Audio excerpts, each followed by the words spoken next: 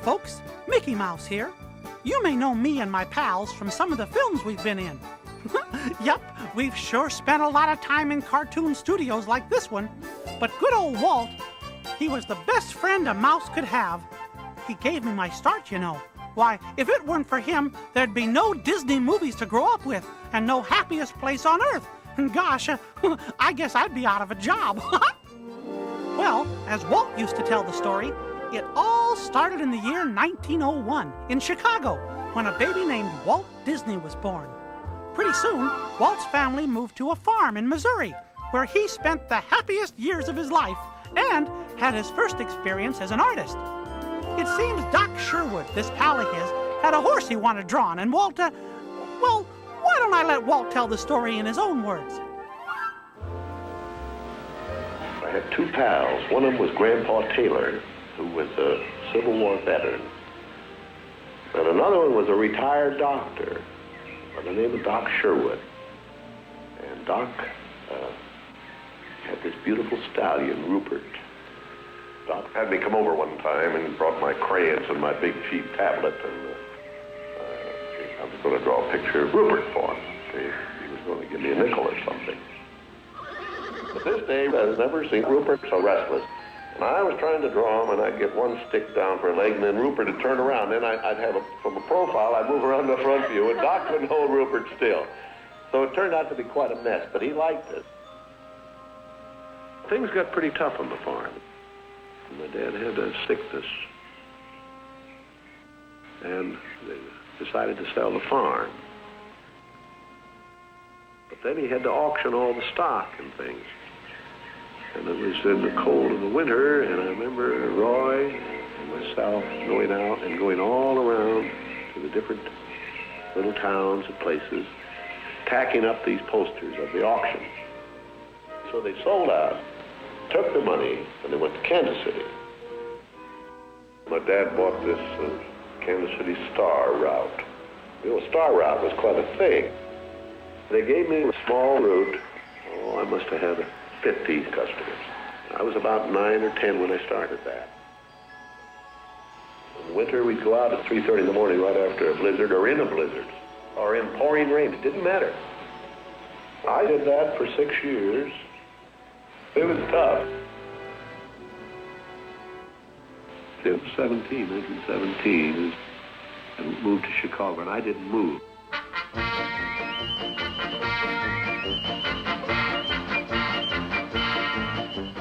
In the meantime, Brother Roy had joined the Navy, so I wanted to join it. Another boy, I don't think he's as old as I was, but he looked over. We went to the Navy, and they turned us down. They were too young. Finally, this kid come in to me very excited. He says, there's something just forming here that you and I can get in. I said, what is it? He says, an ambulance unit. So we went down and signed up. And we were on our way to France.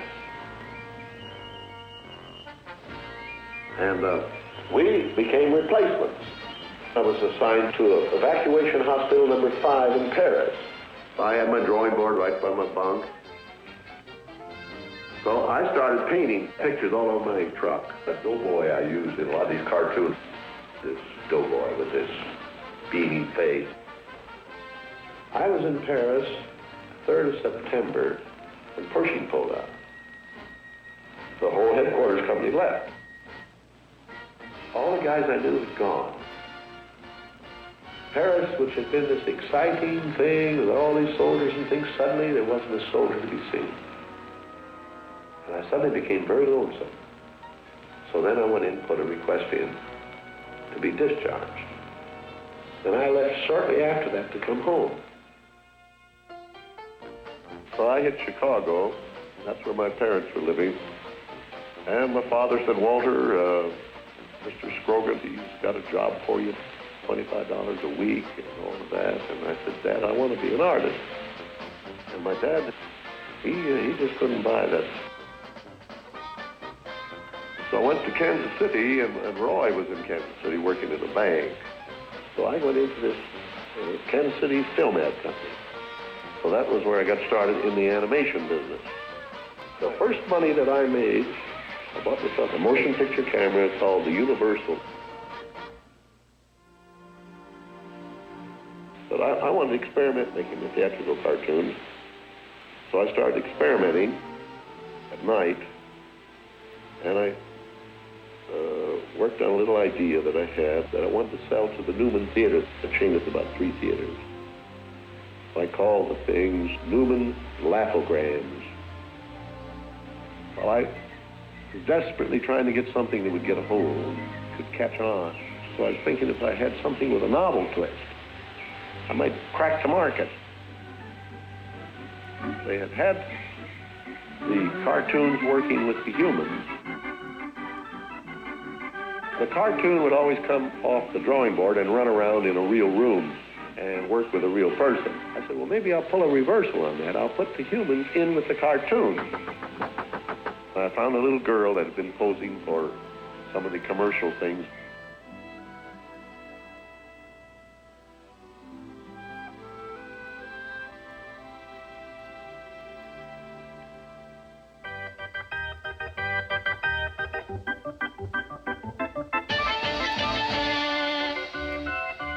But I still couldn't get anywhere with it, and the company began to collapse.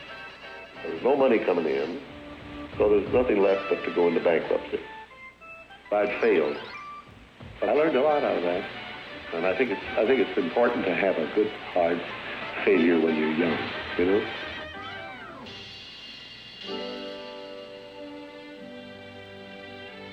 And it was a big day, the day I got on that California Limited and came to Hollywood. It was in July, I think, 1923. I was 21 going on 22. Now, my brother Roy was already in Los Angeles. Both of us were unemployed. We solved the problem by going into business for ourselves. We established the first animated cartoon studio in Hollywood. Several years of producing one series after another on shoestring budgets followed.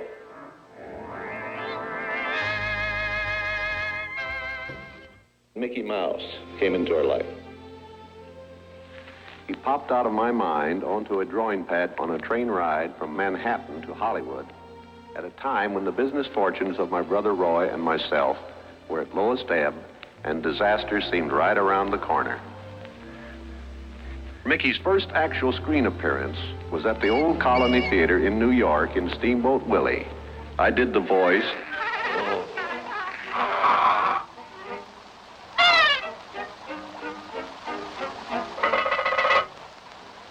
Mickey was the first cartoon character to stress personality.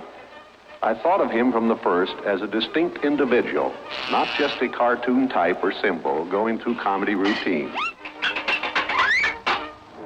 Mickey was simply a little personality assigned to the purposes of laughter. By nature, I'm an experimenter, so with the success of Mickey, I was determined to diversify. I had another idea which was plaguing my brain. It was the Silly Symphonies. It was a series without a central character. With a series like that, I felt it would give me a chance to really develop my medium. The first of that series was called The Skeleton Dance.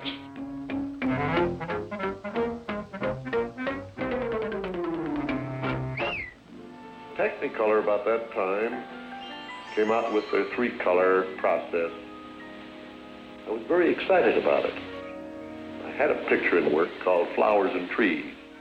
I finished about half of it in black and white.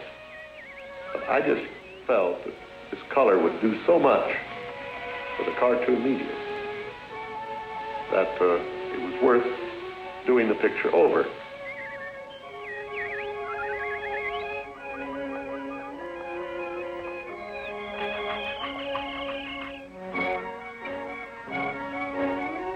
Flowers and Trees opened with Eugene O'Neill's Strange Interlude at the Chinese Theater. And fortunately for me, it did hit Flowers and Trees. Went on and won an Academy Award, the first cartoon to ever win an Academy Award. Well, the Three Little Pigs followed sometime in early '33. very warm reception from the audience. All the little pigs seemed to register with them. And it was the thing we'd been working for a long time. Personality out of the character. Individual personality. I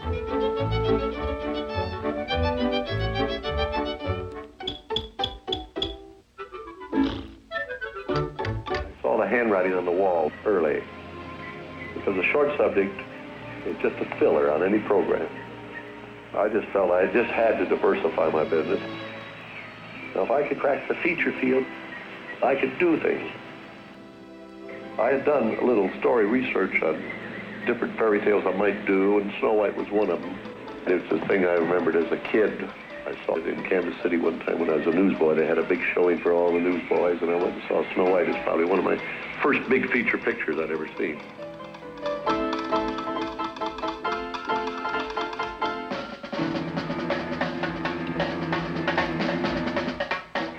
But anyway, to me, I thought it was a perfect story. I had the heavy, I had the prince and the girl, the romance. I had the sympathetic dwarfs and things. I wanted to, no doubt about the personality, so I sort of picked a name to fit the personality. So when I had bashful, he was bashful. I had happy, he was happy. I had dopey, he was dopey. I got voices for everybody. Look, the floor. It's been swept. But we couldn't find the voice for Dopey. So we said, well, let's let him be mute, you see. We just won't give him a voice. That'll make him different. And it worked. We started Snow White sometime late 35, and we had it running in the theaters December 37. So actually, it was around 2 years in the making. We had a big premiere, the Carthay Circle Theater, big, grand Hollywood premiere. All of Hollywood brass turned out for a cartoon.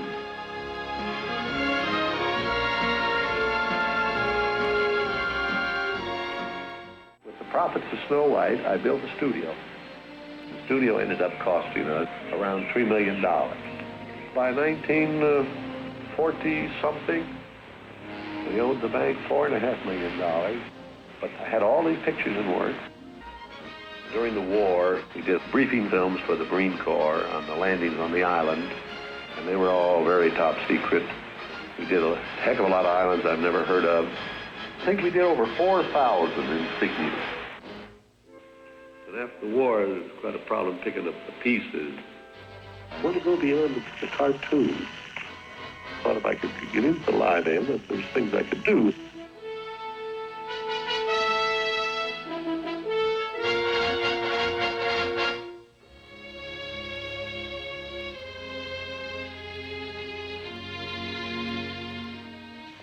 To see if I couldn't do something in an educational way. So I sent this crew to Alaska.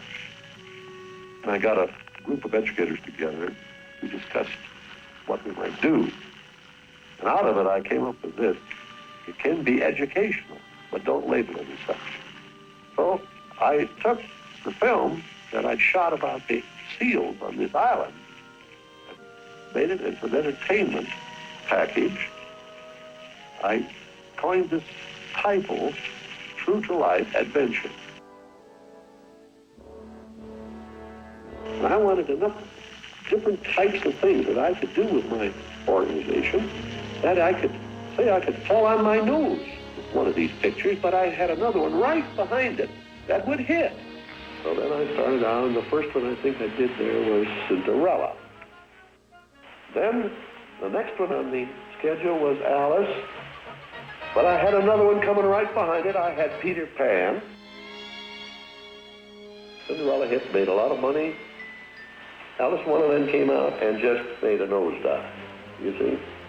Cinderella, you pulled for Cinderella. You felt for Cinderella. Alice, there are millions of people who didn't care about Alice. There's no heart to it. Without that heart, you see, I don't think anything will last. In other words, with every laugh, there must be a tear somewhere, and I believe in that. Oh, Scott.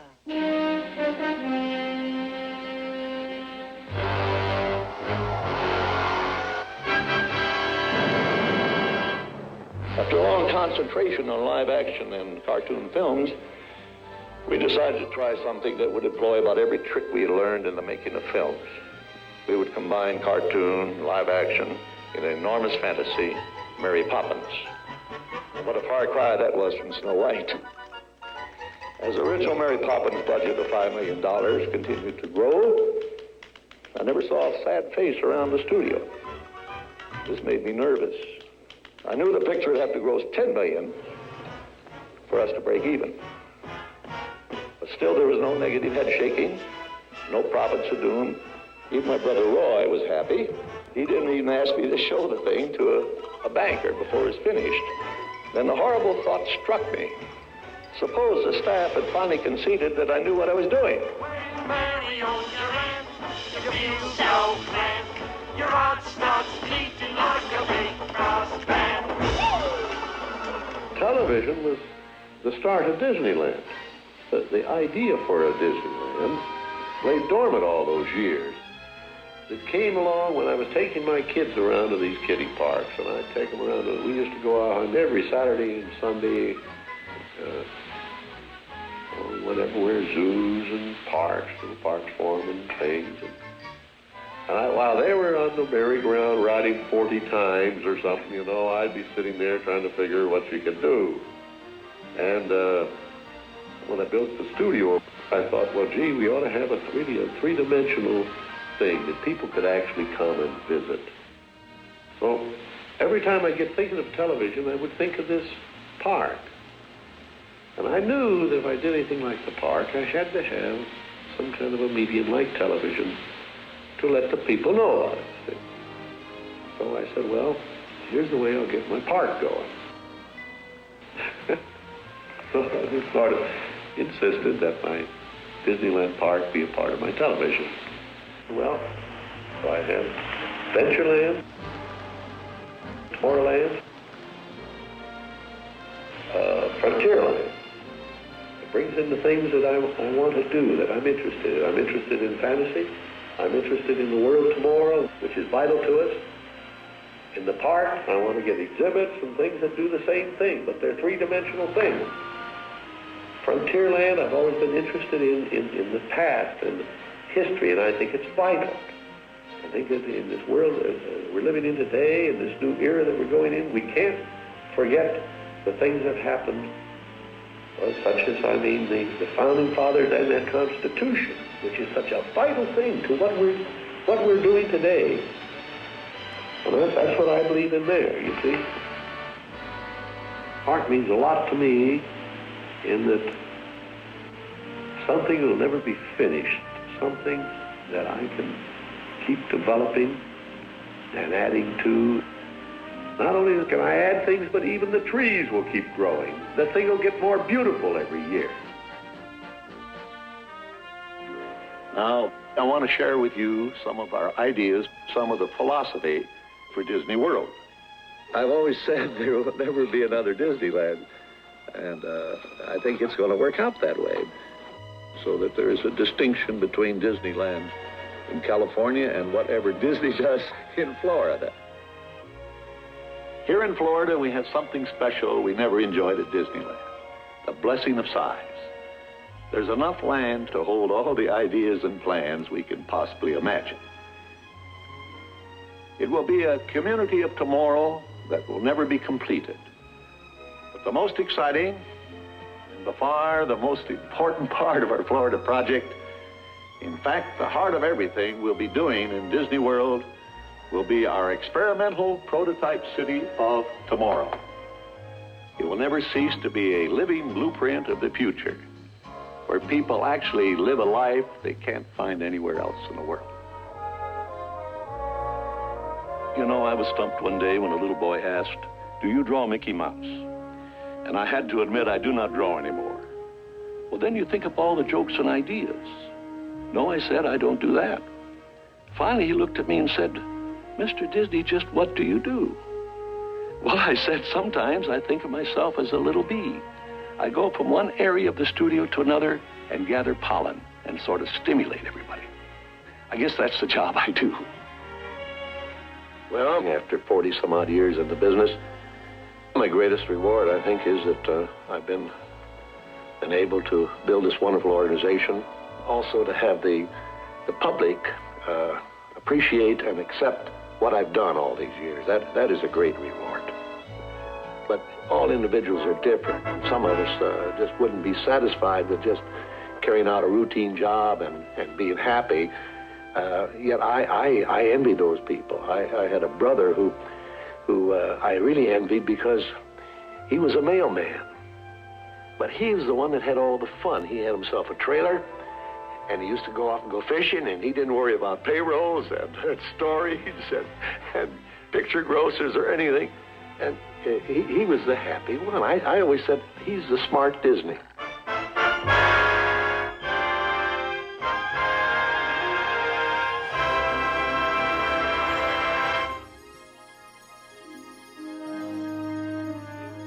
Yup, we sure had some swell times together, Walt and me. Gee, I sure miss that fella. But you know, he's such a big part of me that it seems like he's still here somehow. And well, here. Thanks for everything, pal.